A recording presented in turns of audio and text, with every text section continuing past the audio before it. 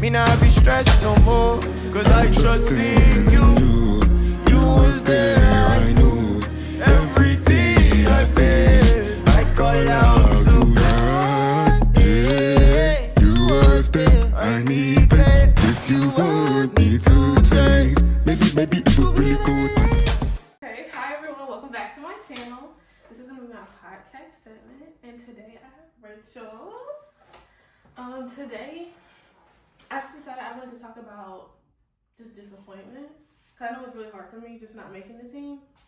And so I invited Rachel here to talk, because she tried out for UA and I tried out for UAB, so I just wanted to talk about it. And I just wrote down a couple questions that we can answer and just talk about how God helped us navigate through that difficult time. Okay, so my first question is, how did you get into twirling? I started twirling when I was 12 years old. Yeah. I was in 7th grade, and I just, since I was little, I wanted to be a Crimsonette, but I didn't twirl or anything when I was like really little. Yeah. Like I took dance and stuff when I was little, and I played like church softball, and then I played basketball in middle school, but I didn't have like my thing. I didn't really know what that was, so I did like dance and like other sports, but I just kind of knew I wanted to be a Crimsonette, and so I went in twirling thinking like that was my end goal, and so that's why like I decided to pick up a baton and start taking lessons. I feel like mine was like similar. I feel like we were doing, what was it, gymnastics. I feel like it's kind of similar, but not that much. We were doing gymnastics. I know Brianna and my sister wanted to do cheer, and so I kind of was like, oh, I don't think I want to do that. Like you said, I hadn't found like my thing yet. And I think it was like tumbling class, and I had finished early, so I was standing outside, and I saw somebody with a baton, and I was like, what is that? I had like never heard of it before, and so they let me like play with it, and after that one time, I was like, this is what I'm about to do for the rest of my life. Like, I'm set. I wanted to be a cheerleader when I was little, but like I didn't know how to flip or anything really, and so I think, and then realizing like what twirling was, and then actually starting it and realizing like it kind of was natural, just kind of like an extension of my hand, and that kind of really helped. No, definitely, because I think that was the worst part, and that's so funny because I feel like cheer is like you do dances and you do tumbling, but like I literally don't know how to tumble. Like I was so bad at it. I only got to like a forward roll. That's literally the only thing I could do, and then after that it was just like I was just trying. Brianna was having the time of her life, and I was not. So I was just like, but okay. Let me see. How long were you a twirler, and where did you twirl? Like where are all the places that you twirled? So I started when I was 12 at the beginning of 7th grade, and I twirled with Fallon. Miss Fallon for Bravo Baton Company, and then I moved to Mississippi in 9th grade, and we didn't have majorettes there, so I couldn't try out. And I would have gone to County High, but we moved for my dad's job, so I didn't get to try out for County High my freshman year, like going into my freshman year. So then I did take lessons from a girl that was like a featured twirler at a junior college. Yeah. And so I like kept twirling in 9th grade, even though like I wasn't on a team or anything. Yeah. And then 10th grade I moved back here, but I'd already missed like band camp and everything. Yeah. So I moved back like literally like the day before school started. Yeah.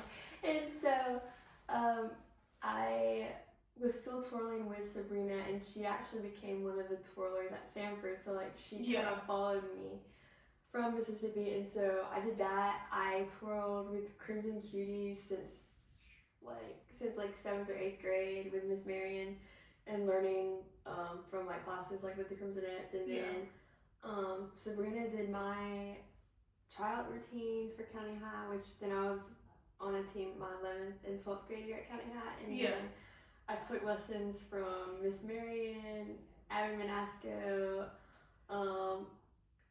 I grew a lot with Haley Ingalls Stidham. Yeah.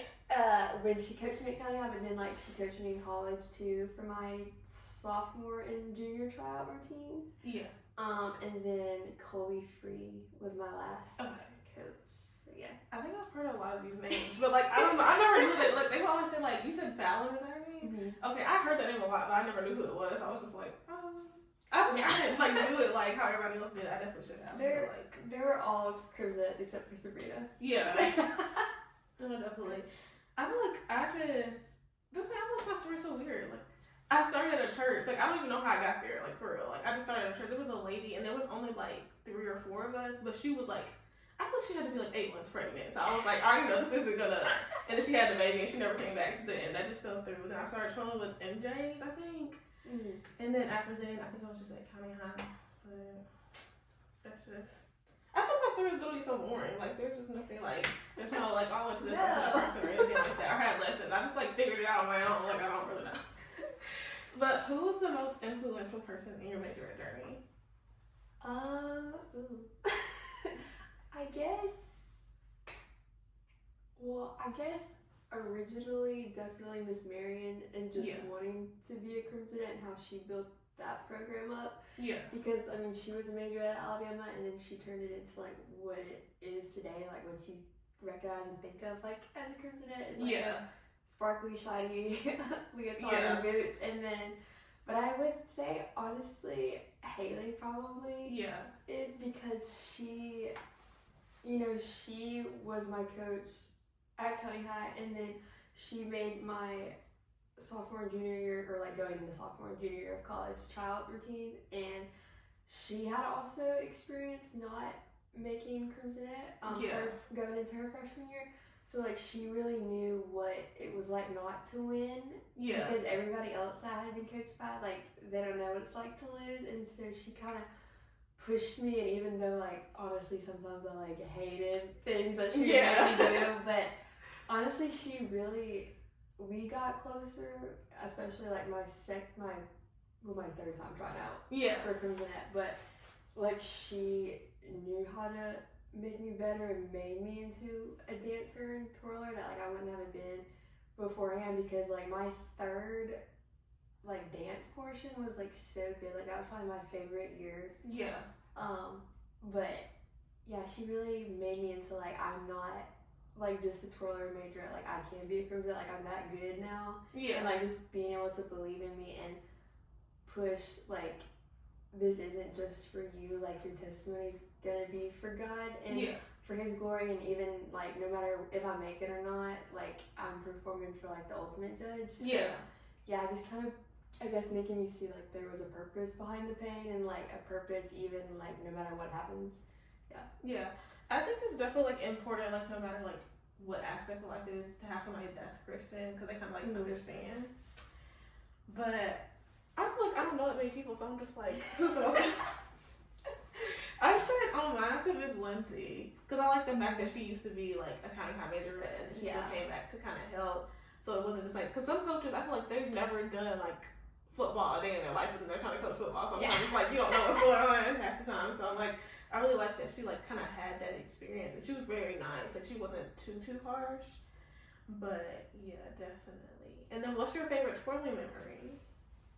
Ooh, I feel like it's hard to pinpoint this one.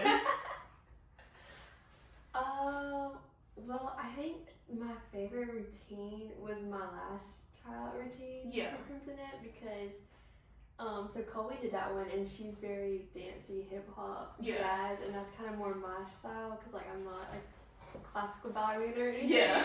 So we started out, like, with dance in that routine, and then went to one baton and 2 baton, and went back to no baton at the end. But just my theme was, like, Egyptian, like Cleopatra, because I did Walk Like an Egyptian, and then Kings and Queens by Ava Max. Yeah. So I just really, and that was, like, the most confident I was ever, like, in a performance, and I knew that, like, I nailed it, even though I didn't make the team. Yeah. That was, like, the best time I've ever performed, and that was my last performance. So. Yeah. No, I definitely understand. I'm looking at my answer now, I'm like, it was so bad. I literally said the Christmas parties and band camp, so. Those were fun. No, I feel like this is something outside of, like, just twirling, like, there's more to it, like, the team and just, like, building. Let me see. What was the toughest thing about majorette?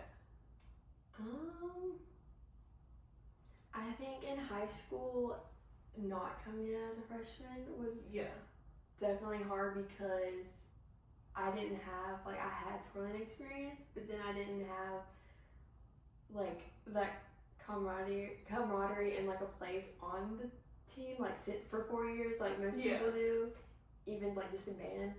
And then, like, having like one season as a rookie and one season as a vet. Yeah. And then like, cause my sister did color guard and now she's on Alabama's color guard. Like, she got off 4 years in high school, and so this week she's trying out for her junior year tryout at Alabama. So, and she got to be captain in high school, and like I didn't have those experiences because I mean, I don't want to say I started late, but I mean, it was all God's timing anyway. But I guess just not, having that like place the whole time, and then kind of having to like navigate that on top of school and AP classes and scheduling all that. Definitely. Mine had to do. One of them had to do with being captain. One of them I was like continuing to like push, like when you keep like trying to get a trick and you just can't get it, and you just have to keep like doing it over. Because sometimes you get like burnt out and you just like you're so tired. I don't even know. Like, that's just like it's sounding hard to me. Because I think it's one of my favorite tricks, but like doing the one turn illusion, like that was the hardest for me to ever do. Like I kept like just doing it over and over and over again. But like I don't think I got it that day. But I think it's also understanding that sometimes you're not going to get it that day. Like it's kind of like a month-long, week-long process. But I also said one of the toughest things for me was honestly being captain and trying to be like, still be friends with everybody else on the team. Yeah. Because me and Kenzie were both captain junior and senior year. So it was like, junior year we were captain, so they kind of like respected us. But then like after that, it was kind of like, oh, they're our friends. Like, so they wouldn't listen to us, and it was just like a lot of turmoil. I don't know if you knew that. But the team literally everybody almost quit senior year. It was really bad. Because it's just like, I guess they just, like I said, it wasn't like a respect thing. They were like, oh, they're our friends. They're not really the captains. They didn't see us like as leadership or whatever. So I feel like that was one of the toughest things for me. And sometimes that's hard when like you're the same age too. Yes, I think that's definitely it. Cause like even like when you're at like work at a normal job and you have somebody that's the same like age you, like above you, it's kind of just like, yeah. What do you want me to do? Okay, what was your favorite uniform or costume? I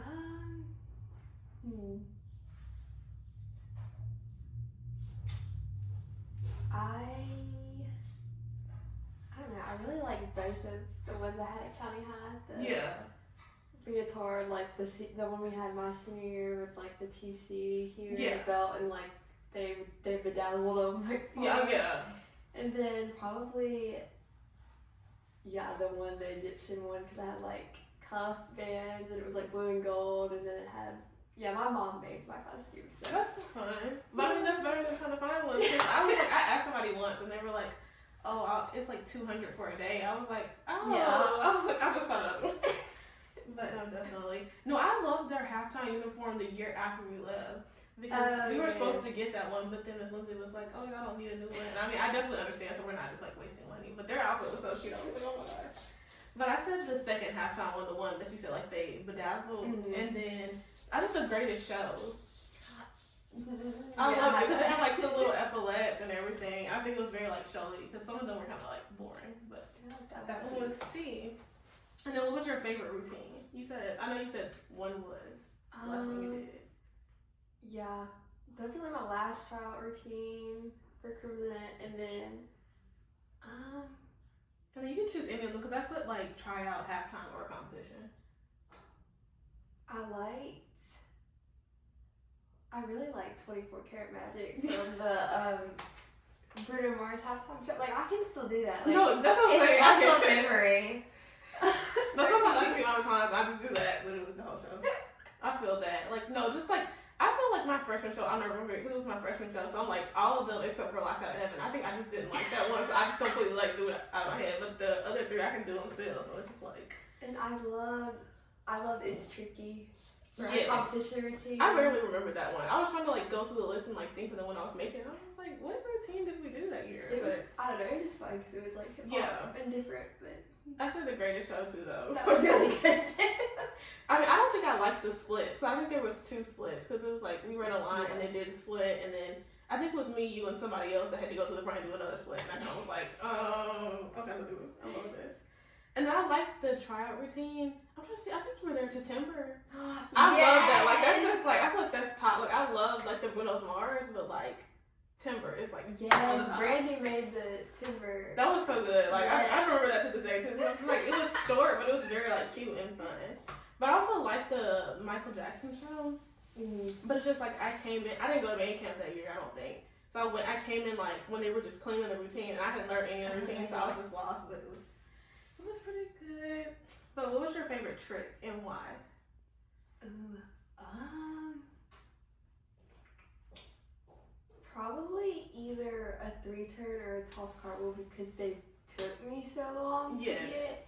But then once you establish that muscle memory and like it finally clicks and you catch it like that first time and then you keep doing it and build up your consistency, like that's just so fun. That's the neatest part of twirling, and you're like so proud of yourself. No, definitely. The toss cartwheel, it took me literally forever to get. Allison made my senior high school one, and it was to Waka Waka by Shakira, but she had a toss cartwheel there, and we didn't do her routine twice through, so the first time I didn't catch it, but the second time I did, and I think I was going to stumble because I caught it, so I was like, oh dang, what's the rest of the routine? But like, no, I definitely understand. And then, I'm trying to see if you were there for that.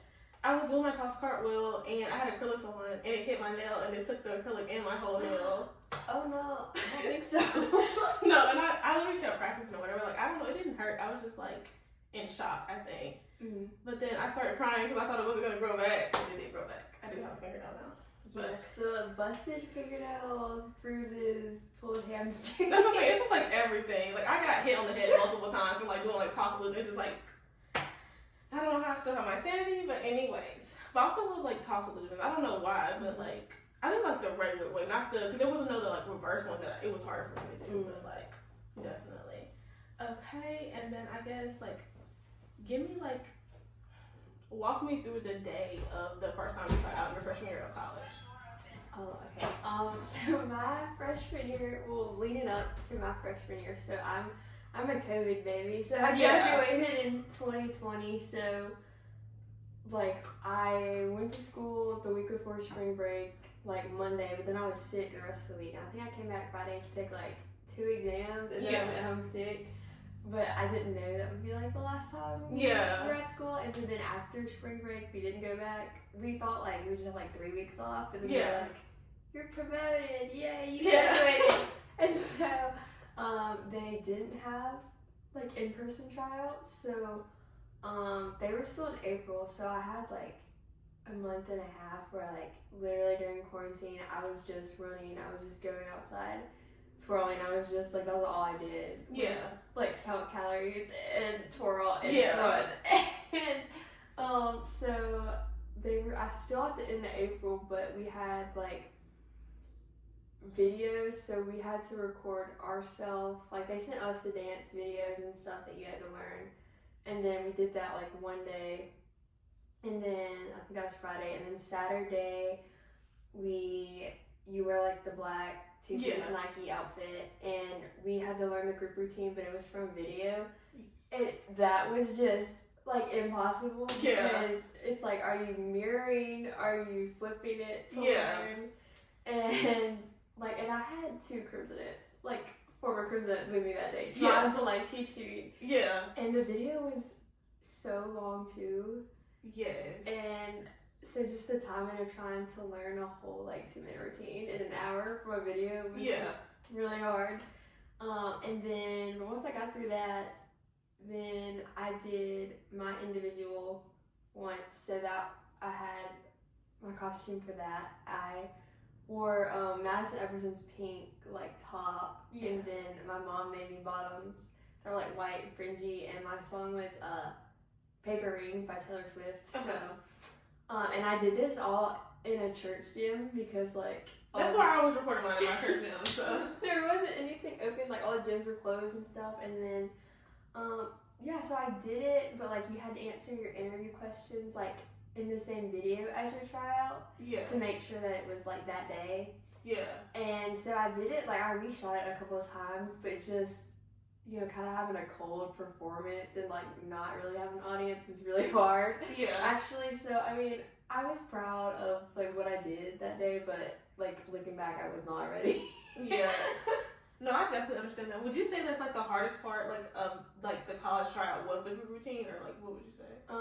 I definitely. They killed me every single time. Because, and that's kind of something that I learned that clicked, and what Haley told me, like for my third tryout because my second was still Zoom. Yeah. So my third was like my first time actually good, and that was kind of the year I was the most prepared. I was finally prepared. Yeah. And like made first cut. But yeah, like it's really just to see like how you respond to like chaos and try to just perform the whole time. And so that's what I did in the third year. I was like, I don't know what I'm twirling, I don't know what I'm doing, but I'm smiling and having fun. Yeah.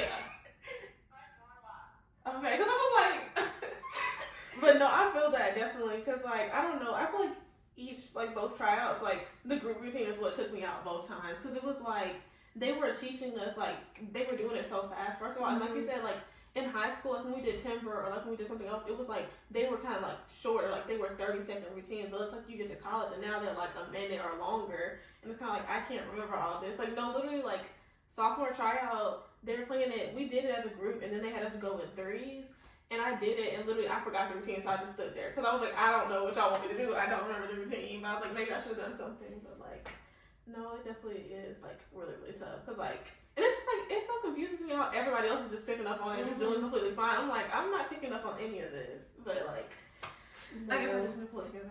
I don't know. But my first freshman year, it was like, I'm trying to think, I think I was down here still. So I went to church, and I left church early, which I want to talk about that later.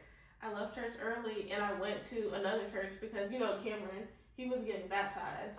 And so I went over there to watch him get baptized, and I left there early to go drive all the way to Birmingham to try out or whatever.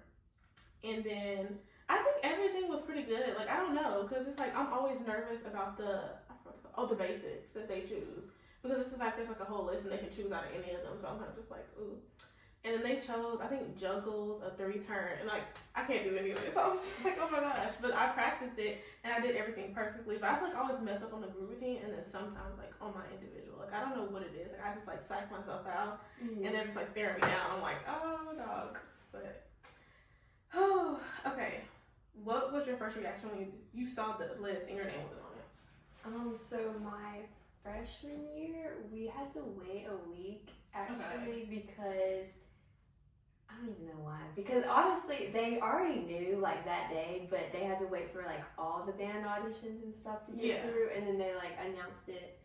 They emailed you like after everybody got it, so they really knew, but they made us, you know, agonize over it for a week, which was the worst part, just waiting and not knowing like when you're gonna get the email. And so it was like I opened up the email and it's like, I don't remember exactly the wording, but it's like, you know, we regret to inform you, blah, blah, blah. And like, thank you for trying out. And they had like 600 people try out for 400 spots in $1 million band. So like, obviously 200 people are also like disappointed. Yeah. But I guess I was sad, but I also knew like I immediately wanted to do it again. Like there was no hesitation. Like I knew, okay, then we immediately start back and what can we improve upon, what can we do differently. Yeah. And especially since it wasn't a normal trial year, like it just kind of made it harder logistically, and it wasn't like the experience that I was hoping for too. So I just kind of knew like from that moment, like even if I didn't make it, like I was gonna do it again. Yeah. Did like when y'all didn't make it, did they give you like a scorecard that was like, oh, this is where you messed up on, or no? Okay, I just want to make sure, because I know at County High they had a thing that like, I think if you wanted it, you could request it and they would give it to you. So I don't know if everybody did that, but I don't know if UAB, I never asked them for it. So I was like, I don't know if they did that either. But like, I feel like that would be helpful, because then it's like when they don't give you that, you're just going into it like blindsided. Like, I don't know what I did wrong, but I just know I have to do something better. So I feel like that's difficult. Like after my third year maybe, I think I did ask about it, and they were like, we've already turned them into the university. So like the score sheets to like see what I am doing well and what I need to improve upon. But yeah, I think each year, like the first year, it was just like getting better at twirling and tricks, like from freshman to sophomore year, and then sophomore, junior, it was dance, getting better at dance, and then just my last year getting better at showmanship and putting on a show that like people enjoy. It doesn't matter like if you mess up, it's just how you recover and how like look like you're having fun, and then the audience look like will enjoy it. No, definitely, because I know like when I start twirling, like sometimes like my face goes like into serious mode because I'm trying to focus on what I'm doing, but now like people can see like obviously they'll be doing that. But no, I feel like honestly it should be like a requirement that they give you the scorecard, because I'm like, how are you supposed to correct anything? But I'm not gonna get too much into that. I'm just gonna let that go. But no, when I first saw the list, I was just like, I feel like I was heartbroken because it was just like so hard. Because I feel like freshman year of high school, I was expecting not to make the team. I feel like everybody knows the stories also, anyways. So basically, I feel like I didn't have a routine made up. And it was like, you know, they do the clinic like the week before. And so everybody was showing the routine. I'm like, oh, so you did your routine? Oh, no. And everybody said they thought I was being kind of like, oh, I didn't want to show my routine. It was too good. I did not have a routine. Like, I literally was walking in there blindsided. I made it up the night before. I went into tryouts. I did it one turn, forgot the rest of what I had made up the night before, and just freestyled it until I hit an ending pose. And when I saw my name on the list, I was like, oh, okay, I'll take it. But no, definitely in college, when I saw my name wasn't on the list, because I was like fully prepared. Like I feel like I've been working since I was at like TC for it, like how we prepare normally for their tryouts. I just prepared for UABs. And so definitely not seeing my name on the list, I was like, this can't be right. I was like, they're playing with me. I think definitely, I was going to kind of talk about sophomore year. It was harder to try out because sophomore year, there was a majorette that was on the team, like you said. She was helping me. And so it was kind of just like, she looked through the routine, she was like, oh, it looks good. You should make the team, like, when you make the team, like, she was talking, like, so, like, positive. And then also the coach during tryouts, so she was, like, reaffirming me, being like, oh, you're doing good. She kept pointing me out, saying you're doing this. And then when I did see my name on the list, I'm like, this can't be right. I was like, what's going on? But like you said, God's plan. So I was kind of just sucking it up or whatever. Because no, I remember I posted a whole message and I was like, I'm hanging up my batons. I'm not doing this anymore. I'm sick of this. Like, But that was definitely like, I know I screwed up during the Zoom year tryouts my sophomore year because, well, trying to learn group from Zoom was not good, and like I couldn't, like my video, I couldn't see them, and so like I sent them a message and they were like, okay, we'll send out a video of April doing it, like one that she recorded just in case, because like I couldn't see anything, it was really frozen. And so then realizing like when what they saw like on the Zoom was like really bad quality, but like it wasn't like from just videoing it. And so then not really realizing that until after the fact. And then the group routine, because like I was playing music from my phone, but since it wasn't like downloaded or anything, you know, if you don't like keep your phone like unlocked, it turns off. And so it turned off and it cut out. And I just hit the ending pose because like I didn't know if I was supposed to keep going. And so I cried so hard between that and my individual routine. Yeah. Because, and so I told them, I was like, yeah, my music cut out. I just hit the ending pose because I didn't know if I should keep going or just hit it. And so they were like, it's fine, like we might ask you to do it again. So then I was like, I gotta remember this routine and I gotta do my other routine. Yeah. But so that was definitely disappointing, and like I kind of knew, like I had made it, which not just because of that, but you know, other things. But then like third time I was angry because like I did make first cut and I was one of 9 who like didn't make the final team, and like I knew I was good in it. I mean, I knew not to be like, oh, I was good, but like I knew I was good enough, and like I knew I like could have been on that team. But then I also kind of realized what God showed me was like I didn't need to be on that team. He let girls that needed to be on that team be on that team. And then definitely my 4th year when I didn't even make first cut, and like that was the best time I'd ever performed. And that was the year my sister Sarah was trying out for guard at Alabama, so we were both trying out. Yeah. And realizing like in that moment when my number wasn't called that like this is the end and there's nothing I can do about it. Like it's not like it's GCC and like there's an age, like there's no age limit. Like that was my last time. And then I don't really know how to explain it. It's kind of like the world stopped. Like after they didn't call. After they didn't call, I think I was 47. I think I was 43 or 47 my senior year. And while I was waiting for interviews, like I looked up like what is biblical significance of like 47.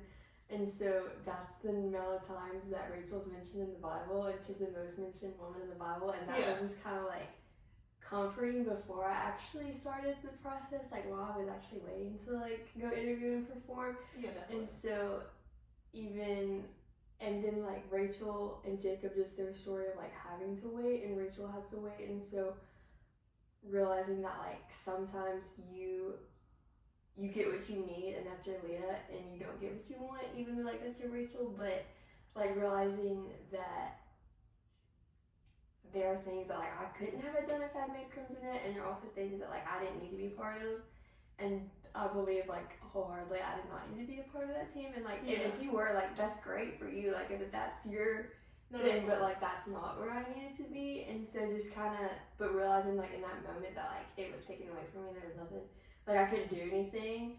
And then then I went and saw my sister while she was waiting, and she was like when she saw me, like her face just like dropped because she knew. And she was like, how did you not make, like everybody was like, how did you not get a call back? And so then that was really hard. And so when her name did get called and she got the shirt for color guard, like then when she saw me, like we both immediately started crying when she hugged me, because it was one of our dreams came true and the other one came to an end. Yeah.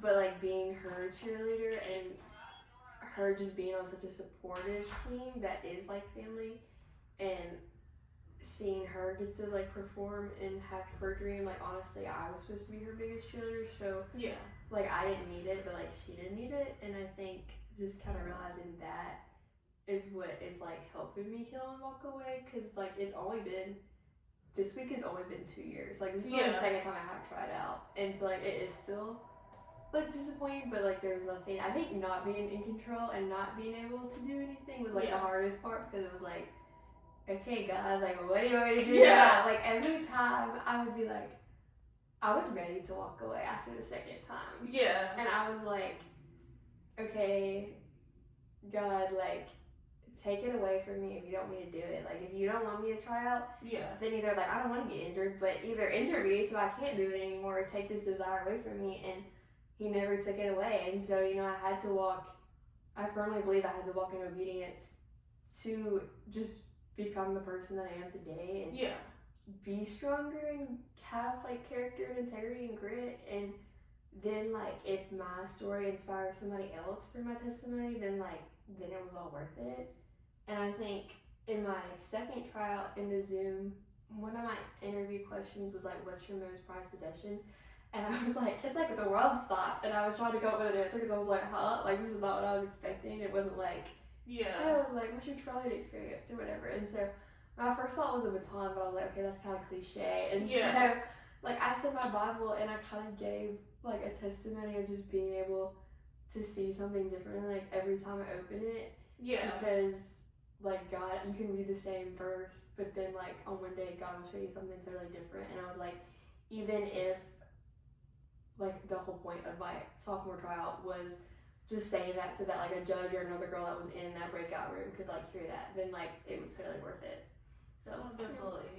I was like, no, because people are always like, how do pastors not ever like run out of something to say? Like you said, every single time you read it, like you get something different. And I feel like even that about like certain like, I mean, I don't know if it's worldly things, but like even like when I rewatch the same movie or the same shows, I get something different every time I watch it. Because I mean, like it's just like I think it's like you mature and your perspective changes, and so your curiosity sometimes can change. There is no way at 18 years old I could have walked out there in Coleman Coliseum and like performed in front of that many people. I definitely think, being 20, 21, I was just so much more mature. Like I'm way more mature than like 17, 18 year old. But like I would have run out of there crying and screaming. Like it was terrifying, but it was so fun to have that moment. And then just being older and realizing like you're more mature in your own talents and skills, but just in your faith and in like, this isn't the end of the world, because I've seen girls like not come back for day 2, and I've seen girls run and scream and cry like after like not seeing it, but just being so like there's nothing I can do that will make God put me on the scene. There's nothing I can't do, which like was terrifying, but it was also so peaceful because like I can't mess it up. Like, I'm not the one in control. Like thank goodness. No, definitely, because I would mess myself up if I was in control. But no, I definitely felt the same way. Like I think the hardest part of not making the team I've been trying not to cry this whole time, but like, anyways, I was like the whole time. No, that's not the right. No, we're like. But the hardest part of not making the team is seeing other people, like you said, make the team. Especially like, I'm trying not to name drop, but there's a girl that came from our school and she tried out for the team like the year after I decided not to try out, and she made the team. And so, but at that point they also did switch coaches. So now and then it's going through my head, like, is it my fault? Like, was it the coach? Like, it's just like everything. Like, I'm going through everything like possible reason. Like you said, it's literally just God's plan. Like, that's also like my dream was to get the shirt from Miss Marion, and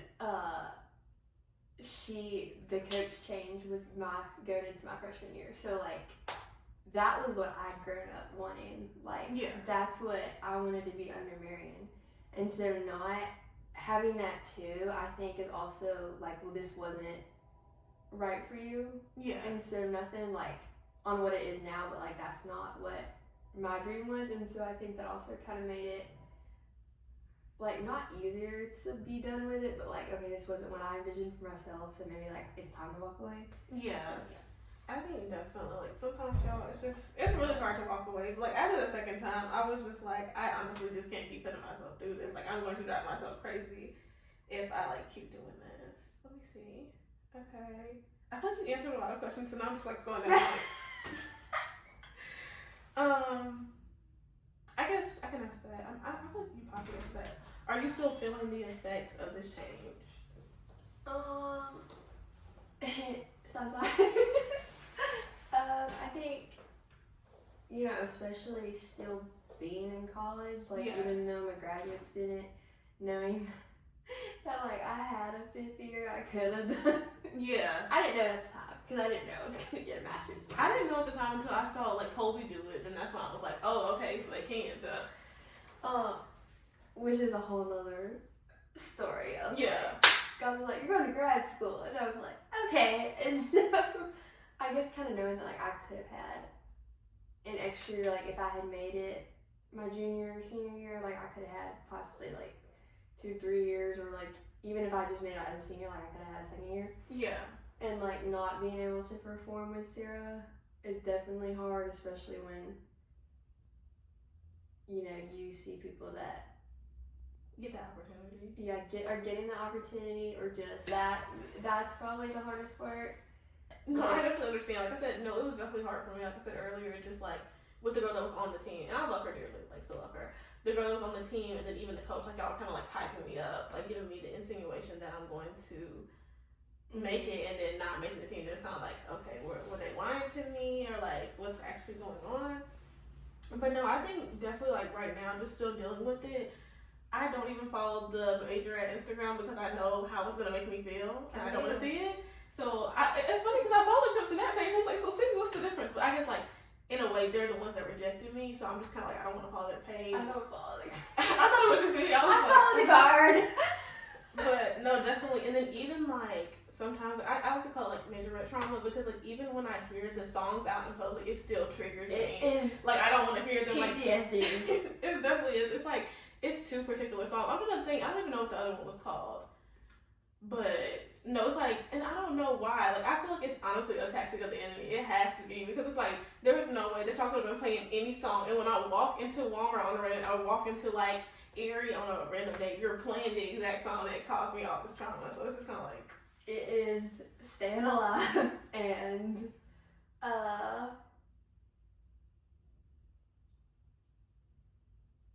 it was then another one of the group routines was a mashup of like Shania Twain, and then it went into Beyonce, like Who Run the World, and so it's like when I hear the songs, I'm like PTSD. I feel like anytime I don't hear any of the songs I chose for like Trial Routine, because I don't know why the songs I chose, like they're not like popular songs. I guess people don't play them, but it's like, of course she chose the popular songs for the group routine, so it's like I just hear it like all the time. I'm trying to see. Okay. Let me see. I thought I was going to say something earlier. Let me see. Okay. I'm just like reading my answers to the question. Oh, I guess I can say that. Because I said, when did you finally surrender and allow God to take control of the situation? I was like, I think I'm still like in the process of allowing that to happen because I said I don't even pick my batons up anymore. Like they're either here upstairs or either it's sitting in my closet in Birmingham. Like I don't touch them. Like I touched it when I was writing this, so I feel like I wanted to, but other than that, I don't touch my baton at all. I would definitely say.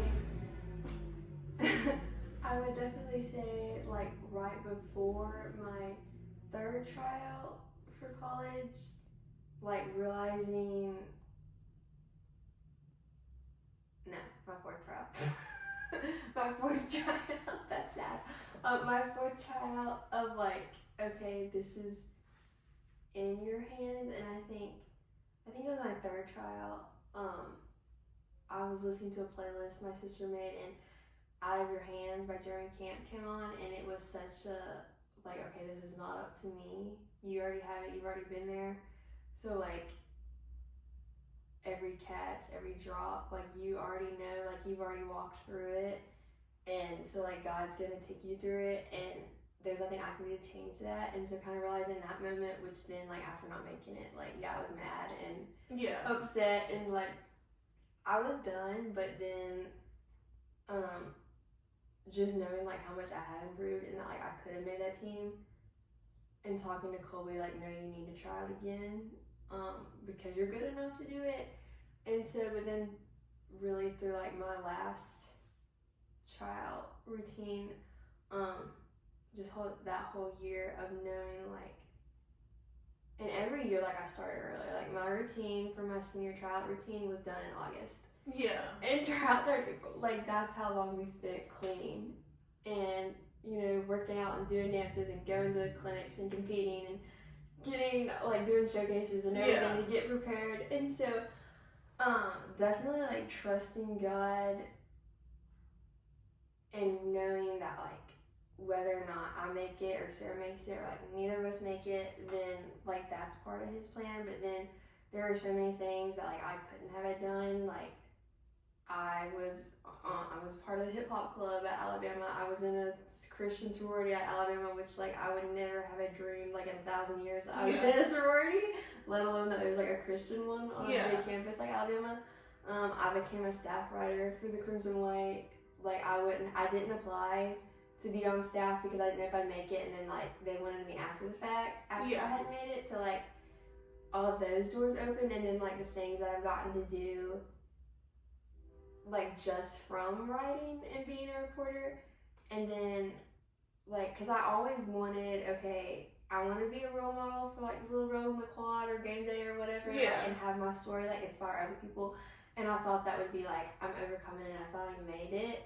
But really it's like I didn't make it, but like I'm still going. And then just being able, just as like a writer and reporter, telling other people's stories for them, like being a voice for the voiceless, and being able to be like, this isn't about me. Like, yeah, I'm the one that wrote it. I'm the one that like is going out and filming and interviewing people, but like telling their stories, and then having people come back to me and be like, I'm not doing it like for my own glory or anything, but having people come back to me and like, this like is a problem in the community and like you're changing it because like you brought awareness to it.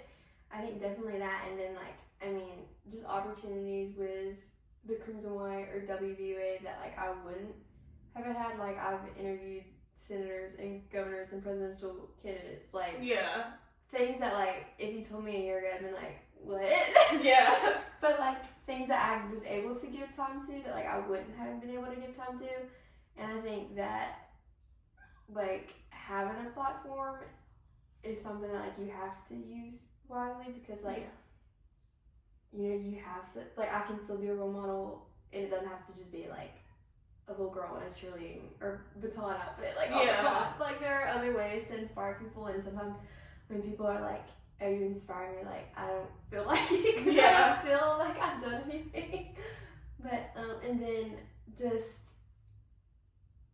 my senior year, so last year, I was on the homecoming court at Alabama, and just knowing that that was something that like I had to go through an interview and essay process that like I earned like on my own, and not being rejected. Like you're 5 out of 40,000 students that like and I was representing my Christian sorority, and I was representing Youth for Christ like as my philanthropy. And, you know, I went through a whole lot of trials and backlash during that whole time, which, like, I don't even talk about because that's what Satan wanted me to focus on at the time. Yeah. But it really, like, made me get closer to God and realize, like, you're doing this for His glory and not your own. And being able to put, like, Alpha Delta Chi National Christian Sorority, like, in Bryant-Denny Stadium to, like, give girls, like, awareness that, like, hey, there's a Christian sorority. Yeah. There are, like, other Christian organizations that you can be a part of. Like, you don't have to try to, like, blend in with the crowd when, like, God set you apart for a holy purpose. And so I think even though, like, just seeing Him glorified at the end of the day, even if all the stuff I'm doing, like, even if I'm walking through hell or whatever, with, like, what other people think about me or what other people say about me, like, knowing what God says about me is what matters the most. And I guess kind of realizing that, and I'm still trying to realize how to, like, surrender as, it's like, definitely a process. I'm about to graduate in August with a master's degree, but not knowing, like, what I'm supposed to do. So I'm like, definitely. I'll do whatever you want me to do, God, but I don't know. No, I'm definitely, like, still learning how to listen, definitely, because I be running away from God in direction, so we're not gonna get into that, though. Okay, there's a question that says, how did God console you, and what did He reveal to you? And so the first thing I said, He had to reveal to me, because I think that was the hardest part for me. Like, I had, like, an identity crisis, like, definitely the first year I didn't make the team, because I've always been known as, like, Sydney the majorette. And especially, like, being one of the only, like, black majorettes on the team, like, they're like, oh, you're that majorette. Like, that's how I was known as. And so when I didn't, like, make the team, it was, like, the rug was, like, ripped out from under me, and I was like, so what am I supposed to tell people now? So, because, like, that's usually my go. So, like, I'm like, oh, I twirl, but now I can't really say that. So I'm like, who am I? Am I not a twirler? But I had to, that, like, kind of is what pushed me to get in my word, to learn who I am through Christ, and He had to, like, reveal to me, like, who I am in Him, and not just, like, solely rely on worldly things such as majorette, because it's really not that important. He also reveals to me that everything isn't meant to, like, last forever. Like, there is a time and place for everything under the sun. Because I think my mom said that to me once. I'm not sure if it was her or somebody, but they were like, even, like, at the end of your 4 college years, it's still gonna be done with. So it's kind of like, honestly, like, I feel like it's crying for nothing, because it's like it's gonna end at some point. And then also, I feel like that I made majorette an idol. Because, like I said, a lot of people say, like, anything that you put above God or, like, before God is an idol. Because, like I said, I noticed that before both of the tryouts, I left church early so that I could make the tryouts. Because I don't know why, they just love to put tryouts on Sunday. I don't know what that's about, but, like, I would leave church, like, midway through or, like, through the sermon just so I could make it there on time. I think I still was late, but, like, that I feel like, and I didn't even have this realization until, like, last night when I was, like, typing the answer. I was like, wait a minute, why did I leave church early? But, no, definitely that. Do you have anything you want to add to that question? I think that, I think the identity crisis thing, because, like, that was my thing. Like, that was something I was naturally good at, besides, like, yes, I'm smart, but it's because I work so hard. Yeah. And so, like, part of my identity, I don't want to say my identity's in grades, but, like, you gotta work hard to get a job and graduate and stuff. But, like, so I'm either good at school or I'm good at twirling. And so, like, those are kind of my 2 things. Yeah. And, like, those are not the things that, like, my identity needs to be in. And also realizing, like, you get, like, 4 years and then, like, which I've been able to, like, coach other girls and, like, give lessons and stuff. So, like, I can still do it. Like, I can go outside and, like, twirl if I really want to, or go to the gym. And I think also, kind of like you said about being, like, the black majorette, like, short brunette does not look like what the crimsonettes look like. Yeah. I'm not the tall, skinny blonde. Yeah. I'm not tan. I'm the pale, short brunette, the Asian-looking brunette. But just knowing, like, I was trying to fit into a mold that, like, I was never gonna look like that. I was never gonna be that, and just realizing, like, that's not, like, what I have to be, and that's not, I don't have to change myself. Yeah. Or get highlights, or dye my hair blonde, or, you know, anything crazy. No, definitely. Like, this is who God says I am, and, like, that's what is important, is knowing, like, who I am and whose I am, because that is really, I guess, really this year, and through grad school, and, like, not knowing what I want to do in my life the whole time, having everything else be stripped away and just, like, solely focusing on my relationship with God and knowing Him, like, in an intimate way. Yeah. that like, oh, like, and I still struggle with like self-esteem and not ever feeling like I'm good enough, even though people look at us and probably like, oh, like you have it all together. Yeah. But like then you don't feel like that. But definitely just realizing like that's who God says I am, and like working towards that every day and looking in the mirror and realizing like you're a daughter of the King, and like there's nothing you can do to change that either. Yeah. And just getting like reassured. Like I need to be reassured sometimes. Definitely. I think it's like a woman thing that you need to be like reassured. So I feel like in any relationship, like parent to kid, like sibling, like you need to be like reassured because like what's going on. Okay, I guess I'm just gonna finish up with. I'm trying to see if I want to ask all three of them. Yes, I can. Okay, what advice would you give to someone who is finding it challenging to accept a God ordained change?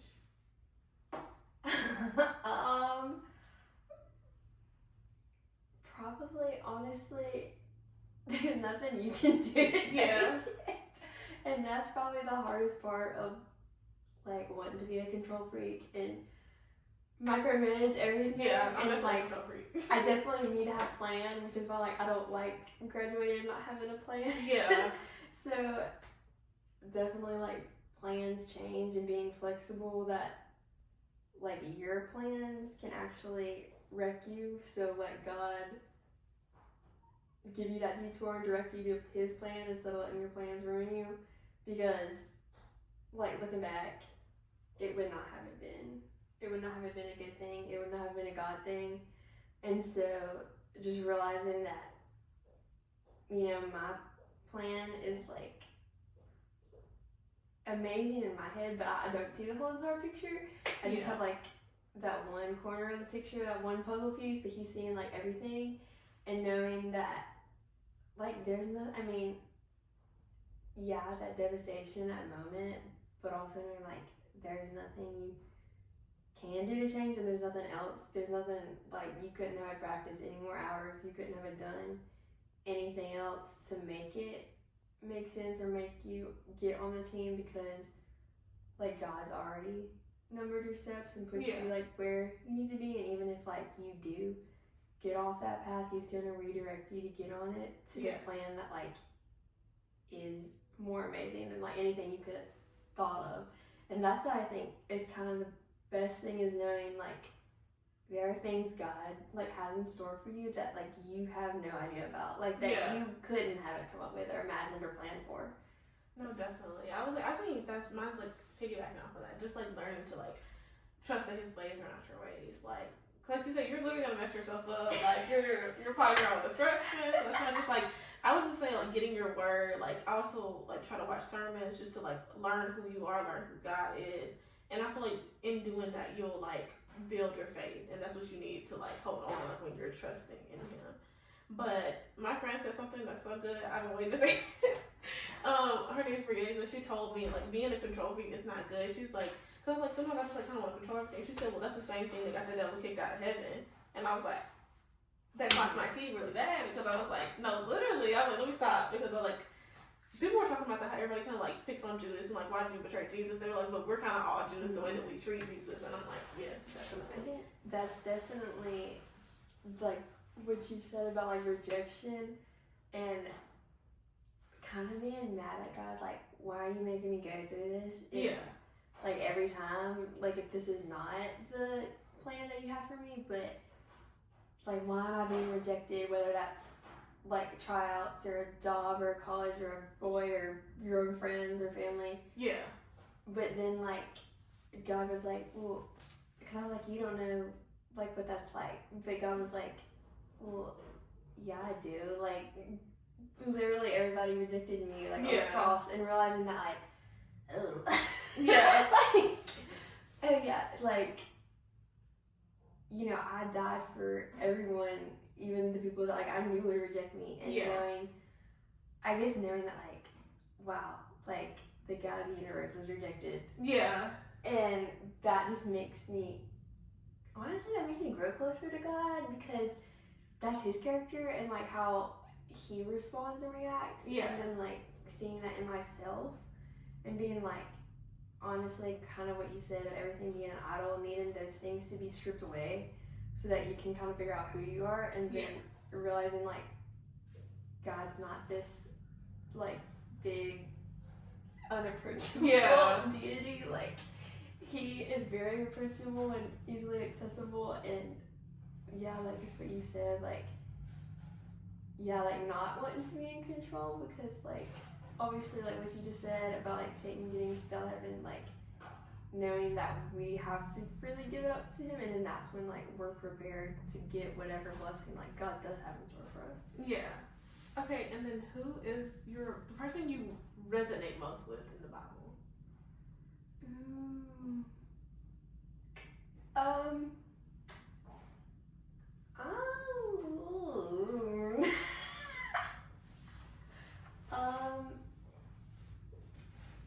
Well, I just read Ruth a couple weeks ago, so I feel like Ruth. So, definitely just, you know, everything stripped away from her, her husband, her family, but she chooses to cling to Naomi.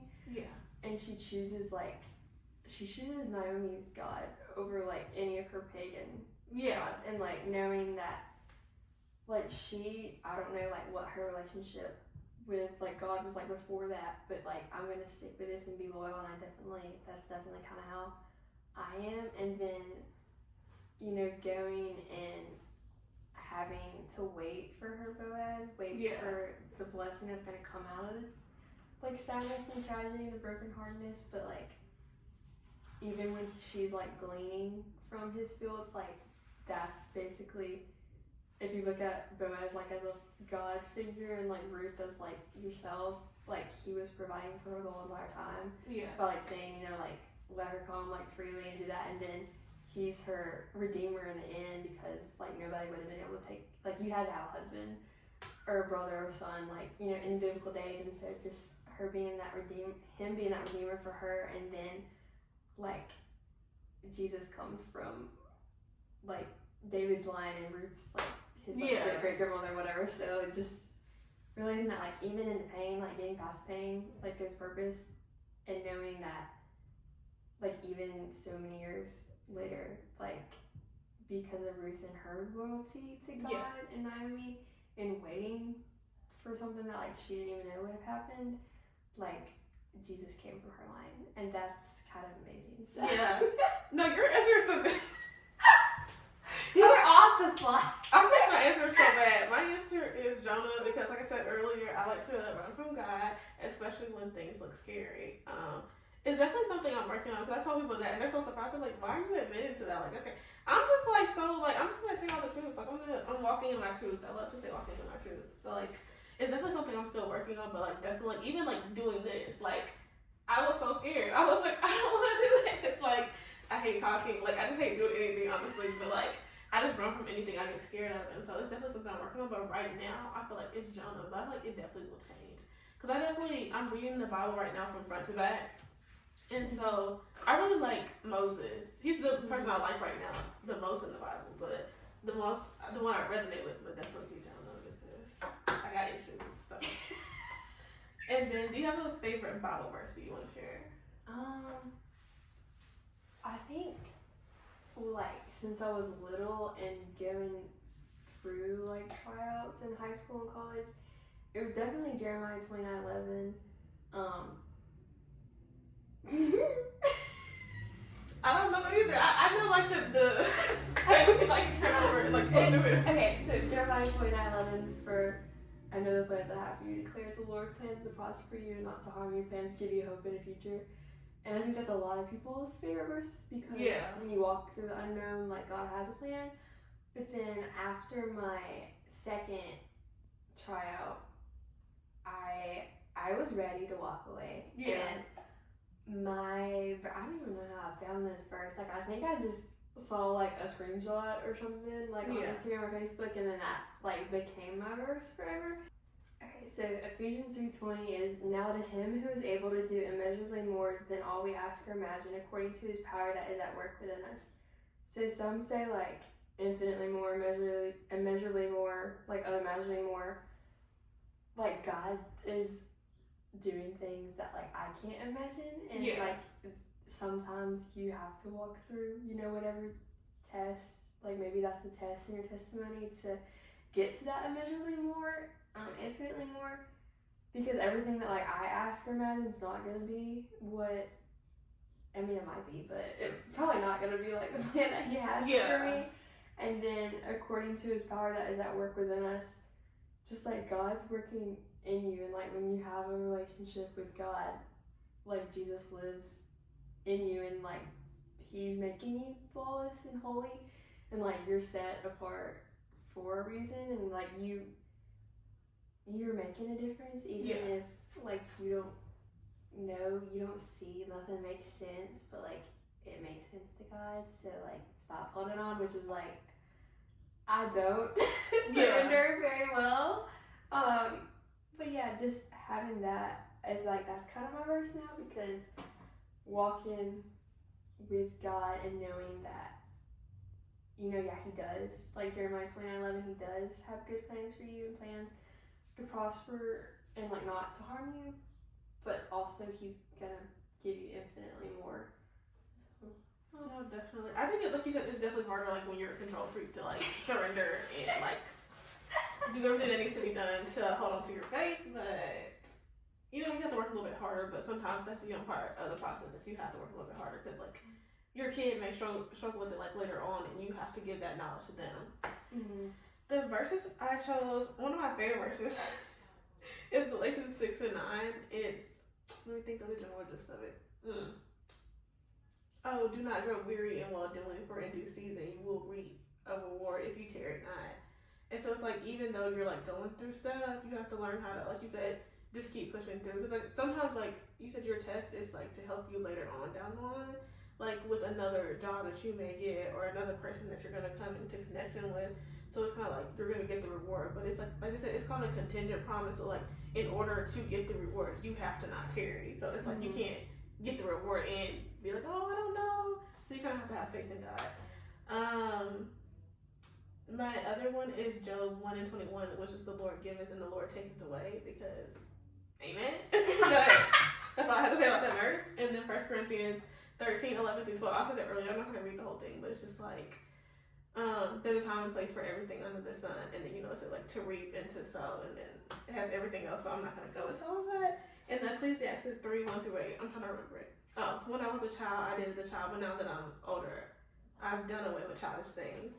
I think those are definitely like 4 verses I hold on to, and especially the last one right now, because like as I'm transitioning from like, I guess you say teenager to like adult, like why am I 20? Like when I just told people I'm 20, like I just want to scream, because like I'm no longer a teenager, but like getting older, you have to like do away with childish things. People want to get like adult blessings, but then don't want to deal with adult responsibilities. So it's kind of like that. But that is all the questions I have for today, because we answered most of them like when we were just talking, conversing.